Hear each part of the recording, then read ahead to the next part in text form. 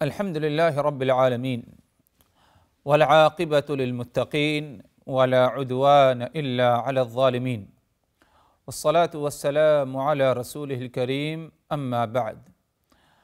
اللہ تبارک و تعالی پر حمد و ثنا اور اس کے نبی کریم صلی اللہ علیہ وسلم پر بے شمار بے حد بے عدد درود و سلام کے بعد، محترم ناظرین، قصص القرآن کے اس سلسلہ وار پروگرام میں ہم آپ کی خدمت میں حاضر ہیں۔ السلام علیکم ورحمۃ اللہ وبرکاتہ۔ ناظرین کرام، ہماری گفتگو آج کی اس نشست، اس ملاقات میں غزوہ احد سے متعلق جاری ہے۔ اللہ تبارک و تعالی نے قرآن مجید میں غزوہ احد سے متعلق کئی ایک باتوں کا ذکر فرمایا ہے مختلف آیات میں۔ ان میں سے کچھ آیات کا ذکر ہو چکا ہے، ان کی وضاحت ہو چکی ہے۔ آج مزید جو ہے کچھ اور آیات آپ حضرات کے سامنے رکھی جائیں گی اور اسی کی روشنی میں جو ہے کچھ باتیں بھی آپ کی خدمت میں رکھی جائیں گی۔ اگر دیکھا جائے قرآن مجید میں اللہ تبارک و تعالی نے غزوہ احد سے متعلق ایک اس بات کا بھی ذکر فرمایا ایمان والوں کو خطاب کرتے ہوئے، یا ایھا الذین آمنوا ان تطیعوا الذین کفروا یردوکم علی اعقابکم فتنقلبوا خاسرین بل اللہ مولاکم وہو خیر الناصرین سنلقی فی قلوب الذین کفروا الرعب بما اشرکوا باللہ ما لم ينزل به سلطانا ومأواہم النار وبئس مثوى الظالمین۔ اگر دیکھا جائے اس آیت کا سبب نزول، اس آیت کا سبب نزول اس طرح ہے حضرات کہ جنگ احد میں جب تکلیف پہنچی ایمان والوں کو اور بظاہر ایک شکست کا سامنا بھی کرنا پڑا، تو اس موقع پر جو منافقین تھے انہوں نے ایمان والوں کو ڈرانا چاہا اور ان کے حوصلوں کو مزید اور پست کرنا چاہا۔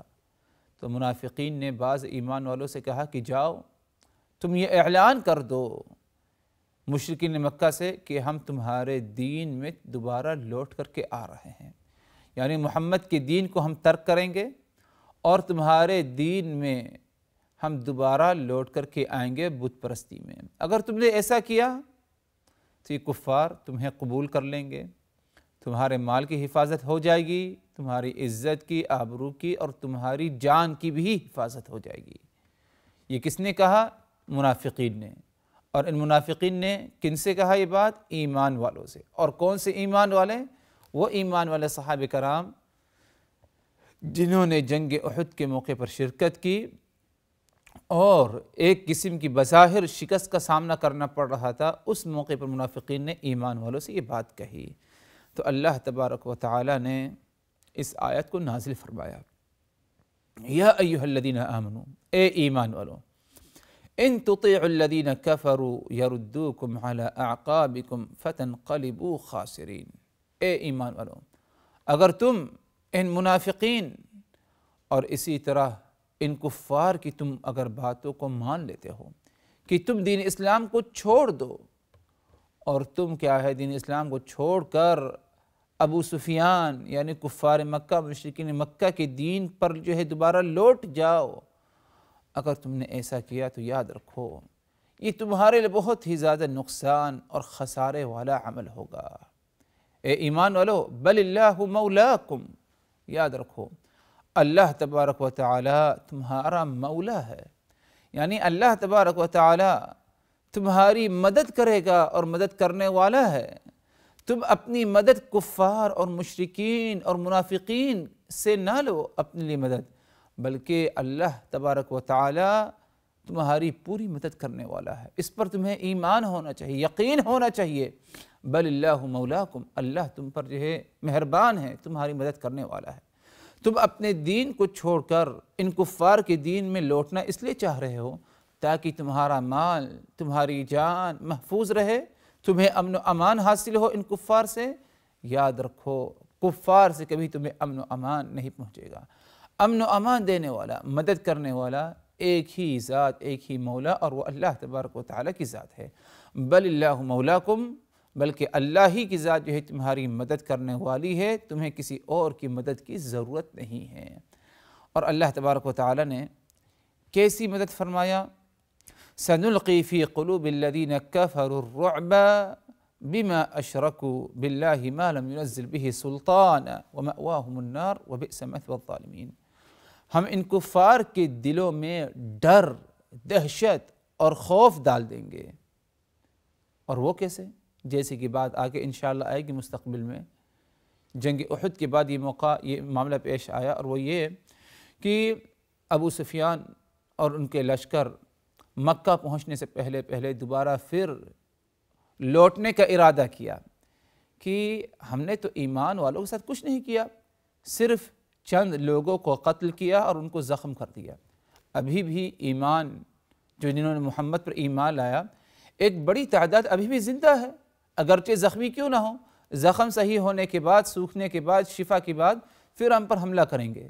تو مکہ پہنچنے سے پہلے ابو سفیان اور ان کے چند ساتھیوں نے یہ ارادہ کیا، ہم کیوں نہ دوبارہ مدینہ لوٹ کر کے جائیں، اور زخمی ہیں اور حوصلہ پست ہے، اچانک ہم ان پر حملہ کریں اور جڑ سے بالکل مسلمانوں کو ختم کر دیا جائے۔ یہ ارادہ ہو گیا۔ مکہ کی طرف رخ تھا، اب رخ کیا ہے؟ مدینہ کی طرف دوبارہ پھر ہو گیا لوٹنے کا۔ اللہ تبارک و تعالی نے ان کے دل میں ایسی دہشت، ایسا ڈر، ایسا رعب ڈال دیا کہ انہوں نے اپنے ارادوں کو مکمل کرنے کی ہمت نہیں کی، اور دوبارہ اللہ تبارک و تعالی کے ڈر جو ڈالا اللہ نے ان کے دل میں، اور اللہ نے جو رعب، دہشت ان کے دل میں ایمان والوں کو ڈال دیا، اس دہشت سے کیا ہے وہ لوٹ گئے اور مدینہ المنورہ کیا ہے نہیں پہنچ سکے۔ یہ اللہ تبارک و تعالی کی طرف سے ایمان والوں کے لیے مدد تھی۔ ایمان والے کمزور حالت میں مدینہ المنورہ میں، صحابہ کرام زخمی ہیں، اگر اس موقع پر دوبارہ پھر حملہ کر دیتے ابو سفیان مدینہ پر، تو یقیناً کیا ہے جڑ سے کیا ہے ایمان والوں کو ختم کر دیا جاتا، لڑنے کی برابر استطاعت، طاقت نہیں۔ تو اللہ تبارک و تعالی جو ایمان والوں کا ولی ہے، ایمان والوں کا مولا ہے، ایمان والوں کی پوری مدد کرنے والا ہے، ایمان والوں کی مدد کرنے والا ہے، تو اللہ تبارک و تعالی نے ان کے دلوں میں رعب، دہشت ڈال دی، یہاں تک کہ وہ مدینہ المنورہ پہنچنے سے پہلے ڈر اور دہشت کی بنا پر کیا ہے لوٹ کے مکہ المکرمہ کی طرف انہوں نے دوبارہ پھر اپنا کیا ہے رخ کر لیا۔ تو اسی بات کی طرف اللہ تبارک و تعالی نے اشارہ فرمایا، سنلقی فی قلوب الذین کفروا الرعب بما اشرکوا باللہ ما لم ينزل به سلطانا۔ ان کفار نے میرے ساتھ شرک کیا ہے، اور شرک کرنے کی اجازت کی ان کے پاس کوئی دلیل، کوئی ثبوت نہیں ہے، میں کیسے ان کو کامیاب کروں گا، کیسے ان کو کامیابی دی جائے گی؟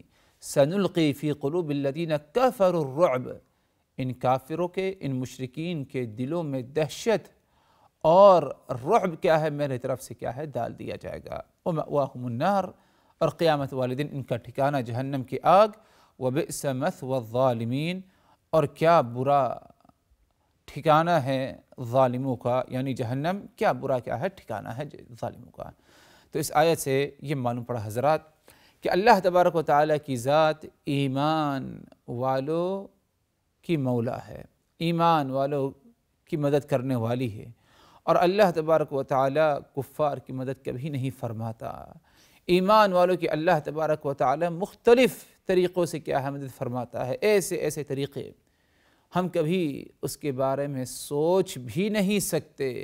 ایک واضح مثال ادھر یہ ہے کہ جب کفار مکہ، قریش مکہ کا لشکر دوبارہ لوٹنا چاہا مدینہ منورہ کی طرف، اللہ تبارک و تعالی نے ان کے دلوں میں دہشت، رعب ڈال دیا، رعب طاری ہو گیا، اور جو ہے وہ لوٹ گئے، انہوں نے اپنا ارادہ مکمل نہیں کیا۔ یہ کب ہوگا؟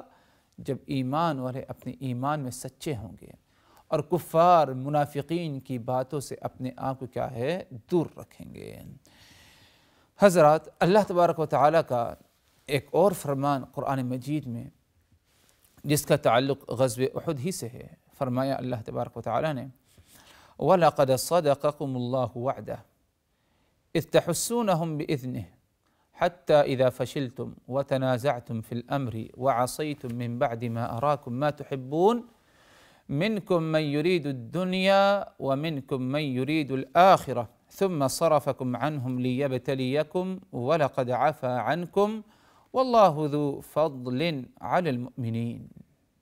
اللہ تبارک و تعالیٰ کا فرمان وَلَقَدْ صَدَقَكُمُ اللَّهُ وَعْدَهُ، اللہ تبارک و تعالیٰ نے تمہارے وعدے کو سچا کیا.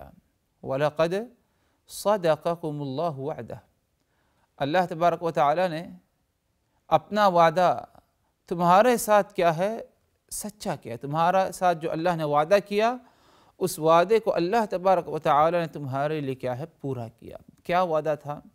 اللہ تبارک و تعالیٰ کا وعدہ تھا کہ میں تمہاری مدد فرماؤں گا، میں تمہیں میدان جنگ میں، میدان غزوے میں تمہاری کیا ہے مدد کروں گا اور تمہیں غلبے سے نوازا جائے گا، تم غالب رہو گے.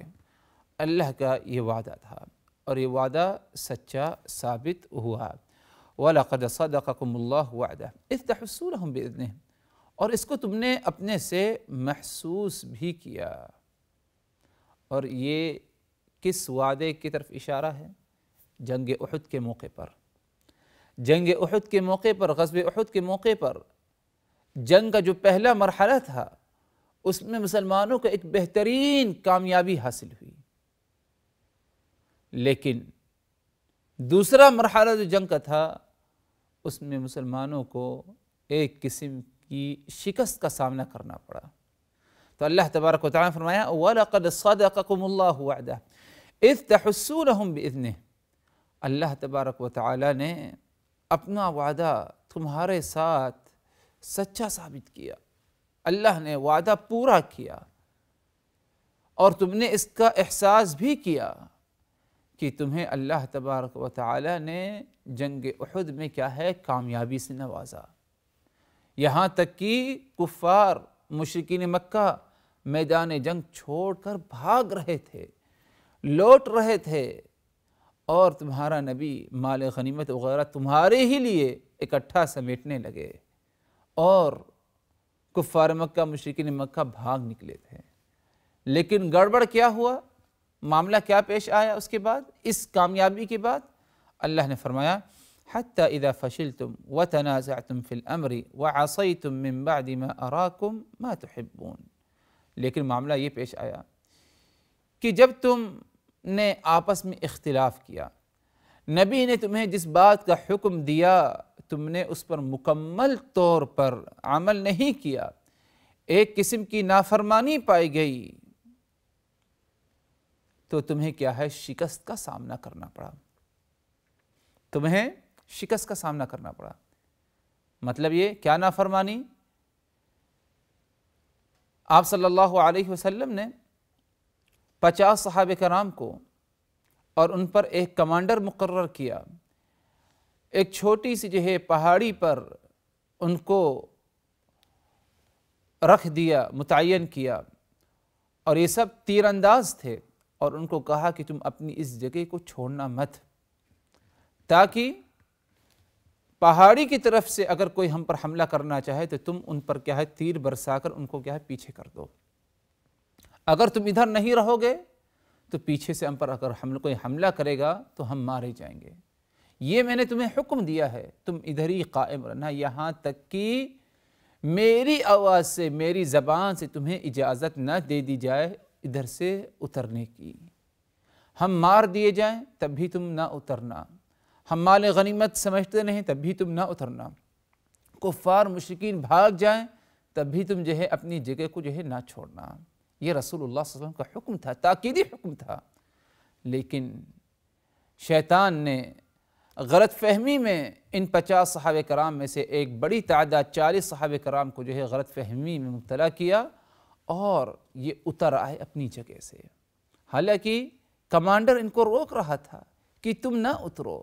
ان میں آپس میں اختلاف ہوا اور جو ہے یہ 40 افراد اپنی بات پر قائم رہے یہاں تک کہ انہوں نے اپنی جگہ کو چھوڑ دیا. جب اپنی جگہ کو چھوڑ دیا تو اب ادھر کیا ہے شکست کا سلسلہ شروع ہوا. یہ جنگ احد کا، غزوہ احد کا دوسرا مرحلہ تھا۔ اللہ تبارک و تعالیٰ نے فرمایا منکم من یرید الدنیا ومنکم من یرید الآخرہ، تم میں سے ایک طبقہ دنیا چاہتا ہے اور ایک دوسرا طبقہ تم میں سے کیا ہے، آخرت چاہتا ہے۔ یعنی ایک طبقے کو مال غنیمت کی فکر ہے اور ایک طبقہ ایسا ہے جس کو آخرت کی فکر ہے، رسول کی اطاعت کی فکر ہے۔ یہ 50 صحابہ کرام، ان میں سے 40 جو ادھر سے اتر آئے اللہ کے رسول کی اجازت کے بغیر، مقصد کیا تھا؟ مال، دنیا، مال غنیمت اکٹھا کرنا تھا۔ تو تم میں سے کچھ مال کی محبت، مال کی چاہت رکھتا ہے، اور جو ادھر قائم رہ گئے، ڈٹے رہے، اپنی جگہ کو انہوں نے چھوڑا نہیں، اس مورچے سے ہٹے نہیں۔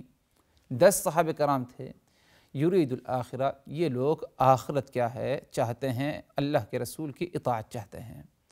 اللہ تبارک و تعالیٰ نے فرمایا ثم صرفکم عنہم لیبتلیکم، اللہ تبارک و تعالیٰ نے تمہاری اس کامیابی کو ختم کیا اور تمہیں شکست کا سامنا کرنا پڑا۔ کیوں اللہ تبارک و تعالیٰ نے ایسا کیا کہ تمہاری کامیابی کو ہٹا دیا اور شکست کو کامیابی کی جگہ رکھ دیا؟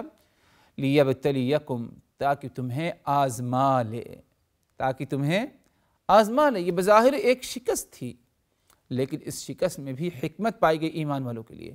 اللہ تبارک و تعالیٰ اس کے ذریعے تمہیں آزمانا چاہ رہا تھا کہ اگر شکست کا سامنا کرنا پڑتا ہے تو ایمان والوں کا کیا رویہ ہے۔ جنگ بدر میں، غزوہ بدر میں ہم نے ایمان والوں کو غلبے سے نوازا، ایمان والے کامیاب رہے، اور جنگ احد میں بھی، غزوہ احد میں بھی ایمان والے کامیاب رہے۔ جنگ کے جو ہے غزوے کے پہلے مرحلے میں، پہلے حصے میں تو 2 دفعہ ہم نے تمہیں کامیابی سے نوازا، اب ایک دفعہ ہم تمہیں شکست کا مزہ چکھائیں گے۔ کس لیے؟ لیبتلیکم، تاکہ تمہیں آزما لیں کہ کون اپنے دعوے میں، کون اپنے ایمان میں کتنا زیادہ سچا ہے۔ یہ ایک اہم حکمت تھی۔ اللہ تبارک و تعالیٰ نے فرمایا وَلَقَدْ عَفَا عَنْكُمْ وَاللَّهُ ذُو فَضْلٍ عَلَى الْمُؤْمِنِينَ، اللہ تبارک و تعالیٰ نے تم سبوں کو معاف فرما دیا، اور اللہ تبارک و تعالیٰ ایمان والوں پر بہت ہی زیادہ فضل و کرم، احسان کرنے والا ہے۔ اللہ نے تمہیں معاف کر دیا، کیا مطلب؟ مطلب یہ کہ تم سے جو نافرمانی ہوئی تھی رسول کی، تم سے جو غلطی ہوئی تھی غزوہ احد میں، خاص وہ 40 تیر اندازوں سے، اللہ نے وہ سب جو ہے معاف کر دیا، اس پر اللہ کوئی مؤاخذہ نہیں کرے گا۔ واللہ ذو فضل علی المؤمنین، یقیناً اللہ تبارک و تعالی ایمان والوں پر بہت ہی زیادہ فضل اور احسان کرنے والا ہے۔ اور یہ بات یقینی ہے حضرات کہ اللہ تبارک و تعالی اپنے تمام ایمان والے بندوں پر بہت ہی زیادہ فضل و کرم، احسان کرنے والا ہے۔ ہمیں اللہ تبارک و تعالی کے فضل و کرم، احسانات کا کیا ہے، شکر ادا کرنا چاہیے۔ تو اس آیت میں اللہ تبارک و تعالی نے یہ سبق، یہ عبرت غزوہ احد میں جو صحابہ کرام تھے ان کے لیے، قیامت تک آنے والے ایمان والوں کے لیے یہ ہے کہ ہمیں ہمیشہ ایک حالت میں اللہ تبارک و تعالی نہیں رکھے گا، بلکہ ہمارے حالات کیا ہے، بدلتے رہیں گے، کبھی اچھے، کبھی کامیابی، کبھی کیا ہے بے کامیابی اور شکست کا ہمیں سامنا کرنا پڑے گا۔ اللہ تبارک و تعالی دونوں طریقوں سے کیا ہے، ایمان والوں کو بھی آزماتا ہے۔